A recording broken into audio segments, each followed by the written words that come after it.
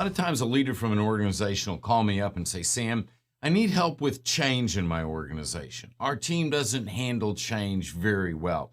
When I hear that, I know usually what's going on. You see, an organization that struggles with change usually is actually struggling with accountability. Now, it may not seem like that on the surface, but when you go deeper and you understand that accountability truly is keeping your commitments to people, and we're not talking about the tactical or transactional commitments, we're talking about the relational commitments, then all of a sudden it becomes apparent. See, change is about communication.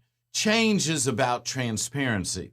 And the ability for an organization to change is based on the relationship that the leaders built up with the team over time. When a team trusts the leader, when the team knows that the leader has committed to their backs, has committed to leading them to their potential, has committed to it's all of us, which means if you fail, I fail, and only when you succeed do I succeed, then that team trusts the leader and they know that change is going to be in their best interest. But when you're communicating change, I want to encourage you to communicate through the terms of change. The terms of change are what, why, and how.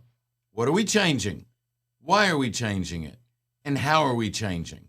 You see, there are 4 different individuals in our organizations. They're the what people. All they need to know is, what are we changing? Tell them what we're changing, they'll go after it. They're the why people. They just want to know, why are we changing it? And as soon as they understand that, they'll go after it. And there's the how people. They just need a list of what to do's. They want to know how to make this thing happen, and they will start implementing. But the fourth group, those are the people that ask all the questions, that are relentless and seem to push back the most. What do we call them? Well, we tend to call them the troublemakers, but that's wrong. You see, they are the what, why, and how people. They need to know what is changing, why is it changing, and how is it changing. And when you give them all that information, what happens is they're not the troublemakers at all. They will become the biggest proponents for the change. They will support the change. They will get out in front and lead that change. So why is this all about accountability? Because the accountability is never the accountable leader is never holding back. They're never keeping something to themselves. They're transparent, and they know that they need to communicate the what, the why, the how up front. Don't force people to ask you those questions.